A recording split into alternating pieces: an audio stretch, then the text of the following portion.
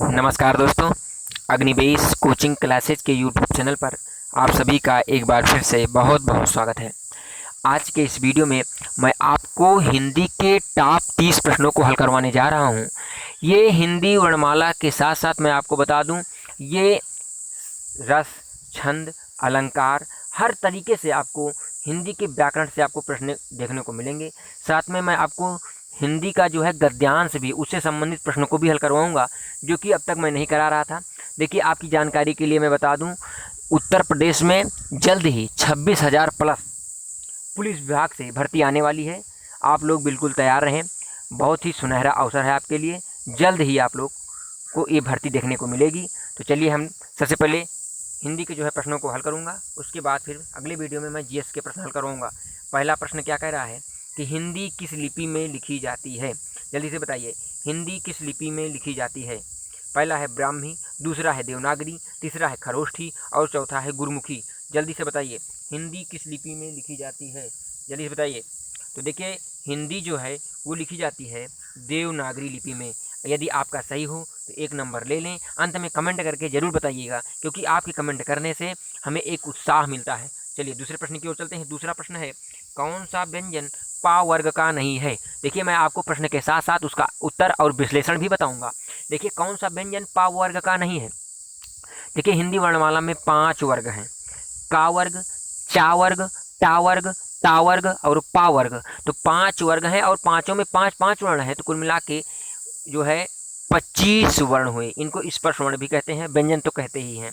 तो इसमें कह रहा है पा वर्ग का वर्ण नहीं है। तो यानी देखिए, इसमें पा, फा, बा, भा, मा ये तो दिखाई दे रहा है। यानी कहने का मतलब पा है, फा है, बा है, भा है, माँ नहीं है। इसमें टा दे दिए हैं, क्योंकि ये पा वर्ग का वर्ण नहीं है। कहने का मतलब आपका जो ऑप्शन सही है वो ए ऑप्शन है। देखिए, हर वर्ग का अंतिम अक्षर मतलब कि नासिका की सहायता से बोला जाता है, जैसे अंगा, इया, अड़ा, ना और माँ। तो समझ में आई ना बात? चलिए हम लोग अगले प्रश्न की ओर चलते हैं। तीसरा प्रश्न क्या कह रहा है, निम्नलिखित में से जो है योग रूढ़ शब्द चुनिए। इनमें से बताइए योग रूढ़ शब्द कौन सा है? देखिए, पहले बता दें, मैं आपको बता दूं। देखिए, जो है 3 प्रकार के जो है शब्द होते हैं: रूढ़, यौगिक और योग रूढ़। रूढ़ शब्द वे होते हैं जिनको अलग नहीं किया जा सकता है। यदि आप जबरदस्ती करेंगे तो गलत हो जाएगा। जैसे पानी है, जल है, आग है, घर है। अब इसको अलग कर देंगे तो कुछ नहीं मिलेगा, वर्ण बचेगा आपका। तो इसे हम कहते हैं ऐसा शब्द जिसको अलग ना किया जा सके, उसे हम रूढ़ शब्द कहते हैं।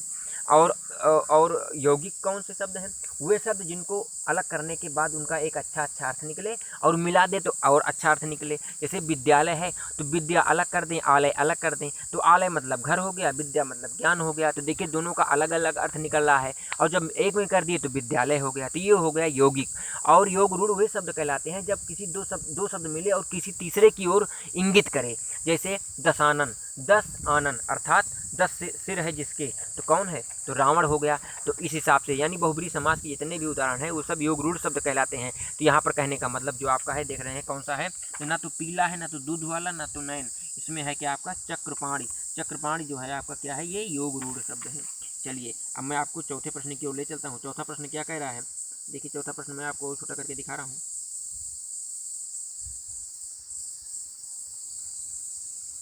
मैं खाना खा चुका तब वह आया। मैं खाना खा चुका तब वह आया। यह वाक्य है सरल वाक्य, संयुक्त वाक्य, मिश्र वाक्य या संक्षिप्त वाक्य? बहुत ही इंपॉर्टेंट प्रश्न। देखिए, मैं खाना खा चुका तब वह आया, ये सरल वाक्य हो ही नहीं सकता, क्योंकि सरल वाक्य है जैसे मैं घर जा रहा हूँ, बच्चे बाजार से आ रहे हैं। तो ये सारे शब्द जो सारे वाक्य हैं, ये सरल वाक्य हैं, क्योंकि इनको कहने में किसी प्रकार का कोई रोक टोक या कोई अन्य शब्द नहीं जुड़ रहा है। संयुक्त वाक्य वो होते हैं जो दो सरल वाक्यों को जोड़ने का काम करते हैं, जैसे और, अथवा, या, योम। ये सारे शब्द क्या हैं? सरल वाक्य, संयुक्त वाक्य के जोड़ने के काम आते हैं।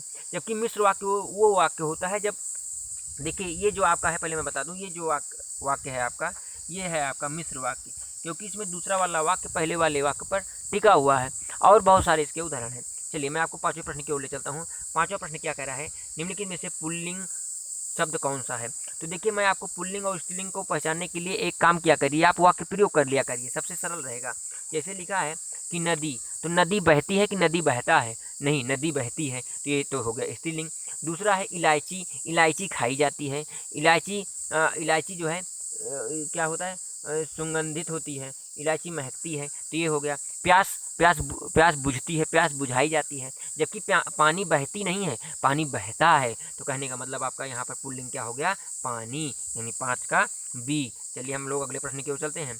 छठा नंबर प्रश्न क्या है, व्युत्पत्ति के आधार पर संज्ञा के कितने भेद होते हैं।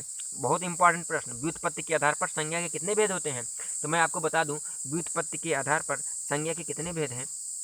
छठा नंबर प्रश्न, तो देखिए व्युत्पत्ति के आधार पर जो संज्ञा के भेद हैं वो हैं 3।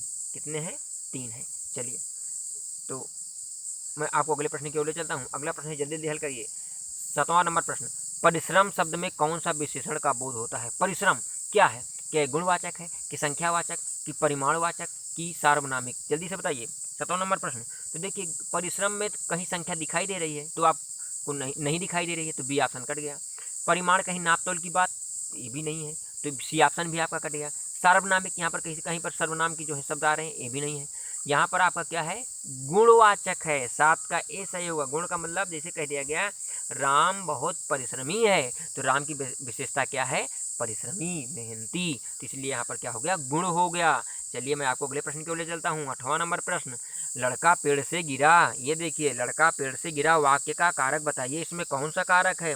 कारक तो जानते होंगे ना, प्रथमा कर्ता ने द्वितीय कर्मों को तृतीय कर्ण से द्वारा चतुर्थी संप्रदान के लिए बचपन में आप लोगों ने पढ़ा होगा 7, 8, 9 में। बताइए, लड़का पेड़ से गिरा, वाक्य का कारक बताइए। संप्रदान कारक, कर्म कारक, अपादान कारक या करण कारक। 8वां नंबर प्रश्न, जल्दी से बताइए। तो देखिए मैं आपको बता दूं, जब कोई दो वस्तु या कोई एक निर्जीव या कोई सजीव या दोनों सजीव जब कहीं अलग होते हैं या कहीं लांघते हैं या गिरते हैं या बिछड़ते हैं या कूदते हैं, यानी अलगाव की दृष्टि होती है, तो वहाँ पर कौन सा कारक होगा, वहाँ पर होगा अपादान कारक। क्या होगा, अपादान। जैसे जैसे क्या हो गया, गंगा हिमालय से निकलती है तो देखो अलग हो रही है, तो यहाँ पर अपादान कारक होगा। है, बंदर पेड़ से कूदा, तो देखिए बंदर और पेड़ अलग हो रहे हैं, तो यानी जहाँ पर अलगाव की दृष्टि पैदा हो वहाँ पर आपका अपादान कारक होगा। समझ में आई ना बात। चलिए हम लोग 9वें प्रश्न की ओर चलते हैं भैया। 9वां प्रश्न क्या है, प्रत्येक का संधि विच्छेद। जल्दी से बताओ, मैं आपको हाफ लाइन क्लास में बताया हूँ, जल्दी से बताओ भैया। प्रत्येक का संधि विच्छेद है प्राधन इत्येक, प्रत्यधन एक, प्रतिधन एक, इनमें से कोई नहीं। जल्दी से बताओ भैया, बताइए इसमें कौन सी संधि है। प्रत्येक का संधि विच्छेद क्या होगा, जल्दी से बताइए। तो देखिए मैं आपकी जानकारी के लिए बता दूं, 9 नंबर का जो सही है वो सही है कि प्रतिधन एक। कहने का मतलब अगर आप ऐसे लिखे हैं प्रति, तो इसमें क्या है, इसमें है छोटी ई। क्या है, छोटी ई, और उधर ए है, तो ए ई ए मिलके क्या बन गया, या बन गया, और उस पर ए की मात्रा लग गई। समझ आई ना बात। चलिए 10 नंबर प्रश्न है, जिनमें पहला शब्द संख्यावाचक हो और किसी समूह विशेष का बोध कराएं। देखिए मैं आपको थोड़ा छोटा करके बता दूं, देखिए आप देखिए, जिनमें पहला पद संख्यावाचक हो और जो किसी समूह विशेष का बोध कराएं उसे कहते हैं कर्मधारय, द्वंद्व या अव्ययीभाव समास या द्विगु समास। जल्दी से बताइए, इंपॉर्टेंट प्रश्न है, अच्छा प्रश्न है। तो देखिए जिसमें पहला पद संख्यावाचक हो वो जानते हैं, वो कहलाएगा आपका क्या, द्विगु समास। और कर्मधारय में विशेषण विशेष से होता है। द्वंद्व समास में दोनों पद क्या होते हैं, विपरीत होते हैं, बीच में योजक चिन्ह लगा होता है। अव्ययीभाव में पहला पद अव्यय होता है, इस हिसाब से। चलिए मैं आपको अगला प्रश्न ले चलता हूँ, दिखाता हूँ। अगला प्रश्न है 11वां नंबर प्रश्न कि तरण किसका पर्यायवाची है। तरण युवती का, नदी का, नाम का या सूर्य का। 11वां नंबर प्रश्न, देखिए तरण जो है वो किसका पर्यायवाची है, वो सूर्य का पर्यायवाची है। किसका है, तरण किसका पर्यायवाची है, सूर्य का। चलिए 12 नंबर का चलते हैं प्रश्न। 12 नंबर, उन्मूलन का विलोम क्या होगा। उन्मूलन का विलोम क्या होगा, जल्दी से बताइए। 12 नंबर प्रश्न, देखिए उन्मूलन का होगा, उन्मूलन का मतलब होता है कोई चीज़ जैसे खत्म के कागार पर हो, तो इसका होगा रोपण। क्या होगा, रोपण। पहला है उत्थान का क्या होगा, पतन होगा। उत्कर्ष का अपकर्ष, उन्नति का अवनति, तो इस हिसाब से इसके विलोम होंगे। चलिए 13 नंबर प्रश्न क्या है, कार्य शब्द का तद्भव रूप बताइए। कार्य का तद्भव क्या होगा, कार्य तो तत्सम है ना, तद्भव क्या होगा। देखिए कार्य का होगा काज। क्या होगा, तद्भव काज होगा, यानी पहला ऑप्शन आपका बिल्कुल सही है। काम, कार्य, ये सब अलग शब्द हैं। चलिए अगले प्रश्न की ओर चलते हैं।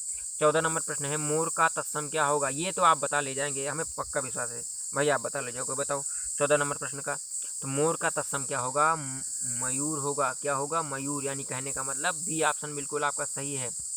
चलिए 15 नंबर प्रश्न है, सजावट शब्द का प्रत्यय बताइए। आव, आवट, आहट, टा। 15 नंबर प्रश्न, 15 का बी। देखिए इसमें सही क्या है, 15 का बी, यानी सजावट में क्या है, आवट है। क्या है, आवट। चलिए 16 नंबर प्रश्न क्या कह रहा है कि स्वयंवर शब्द में कौन सा उपसर्ग है, स्वा, सा, स्वयं, सम। बहुत ही अच्छा प्रश्न है। 16 नंबर, देखिए स्वयं अगर निकाल देंगे तो उधर क्या बचेगा, वर बचेगा, और सम निकाल देंगे तो इसका कोई मतलब नहीं है। अर्थात यहाँ पर आपका सही है सी ऑप्शन, यानी 16 का जो है वो सही है सी ऑप्शन। स्वयं, स्वयं निकाल देंगे तो आपका वर बचेगा, तो इसलिए आपका ये सही है। चलिए 17 नंबर प्रश्न की ओर। शुद्ध शब्द देखिए उज्ज्वल, उज्ज्वल, उज्ज्वल या उज्ज्वल, ये भी मैं आपको बताया हूँ। देखिए पहला ऑप्शन बिल्कुल गलत है, दूसरा भी गलत है, तीसरा भी गलत है। कौन सा सही है, यानी जब तीनों गलत है तो चौथा सही होगा, यानी 17 नंबर प्रश्न का आपका सही है डी ऑप्शन, यानी उज्ज्वल, ऐसे यानी दोनों जहाँ आधा रहेगा। चलिए अगले प्रश्न की ओर चलते हैं। इंद्रियों को जीतने वाले के लिए एक शब्द, दूरदर्शी, दत्तचित्त, कुशाग्र बुद्धि, जितेंद्रिय। बताइए इंद्रियों को जीतने वाले के लिए एक शब्द है। 18 नंबर प्रश्न, देखिए इंद्रियों को जीतने वाले के लिए एक शब्द है जिसको कहते हैं क्या, जितेंद्रिय। क्या कहते हैं, जितेंद्रिय। चलिए अगले प्रश्न की ओर चलते हैं। अगला प्रश्न क्या है, कान का कच्चा होने का अर्थ, ये बहुत गांव में बहुत प्रसिद्ध है। कान का कच्चा होना, तो कान का कच्चा होना, कम सुनना, सुनी बात पर विश्वास न करना, सुनी बात पर विश्वास करना, दूसरे की बात मानना, या कमजोर, कान कमजोर होना। 19 नंबर प्रश्न, जल्दी से बताइए। तो देखिए कान का कच्चा होने का अर्थ है सुनी बात पर विश्वास करना, यानी ये कान के कच्चे हैं, जिसकी बात पाते हैं विश्वास कर लेते हैं। चलिए अगले प्रश्न की ओर चलते हैं। अगला प्रश्न है 20 नंबर प्रश्न, क्या कह रहा है भैया, घड़ों पानी पड़ना मुहावरे का सही अर्थ है। देखिए हर तरीके से इसमें प्रश्न है, आप ऐसे हल करेंगे तो आपका पूरा मजबूत हो जाएगा। घड़ों पानी पड़ना का मतलब क्या हो गया, लज्जित होना, कीचड़ होना, हार मान लेना, या घड़े से नहाना। जल्दी से बताइए। तो 20 नंबर का जो सही है वो है लज्जित होना। क्या है, लज्जित होना। चलिए अब आ गया आपका गद्यांश, इसको हल करिए, ये भी आता है पेपर में, मैं पहली बार इसको लिया हूँ। देखिए क्या है, मैं पढ़ रहा हूँ, आप ध्यान सुनिए। संसार में दो अचूक शक्तियाँ हैं, वाणी और कर्म। कुछ लोग वचन से संसार को राह दिखाते हैं और कुछ लोग कर्म से। शब्द और आचार दोनों ही महान शक्तियाँ हैं, शब्द की महिमा अपार है। विश्व में साहित्य, कला, विज्ञान, शास्त्र सब शब्द शक्ति के प्रतीक प्रमाण हैं, पर कोरे शब्द व्यर्थ होते हैं जिनका आचरण न हो। कर्म के बिना वचन, व्यवहार के बिना सिद्धांत की कोई सार्थकता नहीं है। निसंदेह शब्द शक्ति महान है, पर चिरस्थायी और सनातनी शक्ति तो व्यवहार है। महात्मा गांधी ने दोनों की कठिन और अद्भुत साधना की थी। महात्मा जी का संपूर्ण जीवन उन्हीं दोनों से युक्त था। वे वाणी और व्यवहार में एक थे, जो कहते थे वही करते थे, यही उनकी महानता का रहस्य है। बहुत ही अच्छा गद्यांश था, एक सीख देने वाला। चलिए मैं छोटा कर देता हूँ ताकि आपको प्रश्न और इसका आंसर भी दिखाई दे। पहला प्रश्न क्या कह रहा है, प्रायः सज्जन व्यक्ति संसार को राह दिखाते हैं अपनी कार्य कुशलता से, अपनी सेवा भावना से, या अपने कर्म एवं वाणी से, या प्रत्येक व्यक्ति की मदद करने की भावना से। जल्दी से ढूंढ के बताइए, जल्दी से बताइए, तुरंत बताइए 21 नंबर का कौन सा सही है। तो देखिए यहाँ पर लिखा है प्रायः सज्जन व्यक्ति संसार को राह दिखाते हैं, कहाँ से। देखिए संसार में दो अचूक शक्तियाँ हैं, वाणी और कर्म। कुछ लोग वचन से संसार को राह दिखाते हैं और कुछ लोग कर्म से। तो कहने का मतलब यहाँ पर जो आपका सही होगा वो 21 का सी सही है। 21 का सी, देखिए सी है, सी वाला, यानी अपने, सी ऑप्शन सही है। कहने का मतलब अगर इसमें स्पष्ट ना हो रहा, देखिए सी ऑप्शन है, अपने कर्म एवं वाणी से। चलिए 22 नंबर प्रश्न की ओर चलते हैं। 22 नंबर प्रश्न क्या कह रहा है, जगत में साहित्य, कला और विज्ञान शास्त्र शब्द शक्ति के रूप हैं, शब्द शक्ति का ज्ञान कराते हैं, शब्द शक्ति के प्रमाणिक रूप हैं, या इनमें से कोई नहीं। तो जगत में बताइए, जगत में साहित्य, कला और विज्ञान शास्त्र क्या है। तो देखिए मैं आपको बता दूं, शब्द शक्ति का ज्ञान कराते हैं जगत में, यानी बी ऑप्शन आपका बिल्कुल सही है कि जगत में जगत में साहित्य, कला और विज्ञान शास्त्र जो हैं वो क्या कराते हैं, शब्द व्यक्ति का ज्ञान कराते हैं। बी ऑप्शन आपका बिल्कुल सही है। चलिए 23 नंबर प्रश्न क्या है, गांधी जी की महानता यह थी कि वे जो कहते थे वही करते थे, या सदैव गरीबों की मदद करते थे, या सदैव हिंसा से अपने आप को दूर रखते थे, या सदैव सत्य का सहारा लेते थे। जल्दी से बताइए 23 नंबर प्रश्न। तो देखिए गांधी जी की महानता यह थी कि वे जो कहते थे वही करते थे। कहने का मतलब इसमें आपका जो सही है वो कौन सा ऑप्शन सही है, वो आपका सही है पहला ऑप्शन, जो कहते थे वही करते थे। चलिए 24 नंबर प्रश्न, निम्नलिखित पंक्तियों में से कौन सा अलंकार है। फूले कास सकल महिछाई, जनु बरसा ऋतु प्रगट बुढ़ाई। जल्दी से बताइए, फिर से पढ़ दूं। फूले कास सकल महिछाई, जनु बरसा ऋतु प्रगट बुढ़ाई। इसमें उपमा है कि उत्प्रेक्षा है कि रूपक है कि श्लेष है, जल्दी से बताइए। देखिए, फूले कास सकल महिछाई, जनु आ गया ना, जनु जानो मनु मानो, तो उसमें क्या होगा, कौन सा अलंकार, उसमें होगा उत्प्रेक्षा अलंकार। सासी से उपमा, सासी से समान सदृश, उपमा अलंकार। रूपक में किसी के रूप की बात करेगा, श्लेष में एक शब्द का कई अर्थ चिपका होगा। तो यहाँ पर कहने का मतलब जो आपका सही है 24 का बी ऑप्शन। चलिए अगले प्रश्न की ओर चलते हैं। भाषा शिक्षण की, देखिए, भाषा शिक्षण की किस विधि में लक्ष्य भाषा सिखाते समय मातृभाषा का प्रयोग नहीं किया जाता है। अप्रत्यक्ष विधि, व्याकरण विधि, अनुवाद विधि या प्रत्यक्ष विधि, जल्दी से बताइए। तो देखिए, भाषा शिक्षण की किस विधि में लक्ष्य भाषा सिखाते समय मातृभाषा का प्रयोग नहीं किया जाता है, यानी प्रत्यक्ष विधि का। 25 का आपका बिल्कुल सही है डी ऑप्शन, प्रत्यक्ष मतलब जो सामने दिखाई दे। 26 नंबर प्रश्न, लिंग किस भाषा का शब्द है। हिंदी, अंग्रेजी, संस्कृत, जर्मन, जल्दी बताइए। लिंग शब्द किस भाषा का शब्द है, सिर्फ लिंग पूछा जा रहा है जो हिंदी में लिखा है, ये किस भाषा का शब्द है। हिंदी, अंग्रेजी, संस्कृत, जर्मन, जल्दी से बताइए। तो देखिए, लिंग जो शब्द लिखा है ये संस्कृत भाषा का है। किसका है, संस्कृत भाषा का है। देखिए मैं गाढ़ा कर देता ताकि आपको दिखाई दे, लिंग जो शब्द है वो संस्कृत का है। समझ में आई बात। चलिए अगले प्रश्न की ओर चलते हैं। अंग्रेजी में जेंडर कहते हैं, आप जानते ही हैं। अज्ञे किस पत्र के संपादक रहे। अज्ञे, 27 नंबर प्रश्न, अज्ञे सच्चिदानंद हीरानंद वात्स्यायन अज्ञे इनका पूरा नाम है। ये संपादक रहे विशाल भारत के, दैनिक सैनिक या दिनमान या ये सभी, जल्दी से बताइए। तो देखिए अज्ञे जी जो है इन तीनों चीज़ों के संपादक रहे हैं, अर्थात आपका यहाँ पर 27 का डी ऑप्शन बिल्कुल सही हो जाएगा। चलिए अगला प्रश्न है, यामा के रचयिता हैं, बहुत ही इंपॉर्टेंट प्रश्न। यामा के रचयिता सुमित्रा नंदन पंत, सुभद्रा कुमारी चौहान, महादेवी वर्मा या मीराबाई। 28 का जल्दी से बताइए। तो यामा की जो रचयिता हैं वो कहें महादेवी वर्मा जी हैं। चलिए अगले प्रश्न की ओर चलते हैं। राम लक्ष्मण से पत्र लिखवाता है, राम लक्ष्मण से पत्र लिखवाता है, इस वाक्य में क्रिया का कौन सा रूप है। पूर्णकालिक क्रिया, प्रेरणार्थक क्रिया, संयुक्त क्रिया या पूर्ण क्रिया। 29 जल्दी बताइए। देखिए राम लक्ष्मण से पत्र लिखवाता है, ये प्रेरणा है, क्या है, प्रेरणा दे रहा है। अपूर्ण क्रिया कहाँ है इसमें, अपूर्ण तो है नहीं, संयुक्त का मतलब कोई मतलब नहीं, पूर्णकालिक अभी पूर्ण ही नहीं हुआ है। तो कहने का मतलब 29 का जो सही है वो बी ऑप्शन आपका बिल्कुल सही है, यानी प्रेरणा का काम कर रहा है, लिखवा रहा है यानी प्रेरणा दे रहा है। चलिए द्विज शब्द का अर्थ है, द्विज ब्राह्मण, दांत, पक्षी, ये सभी।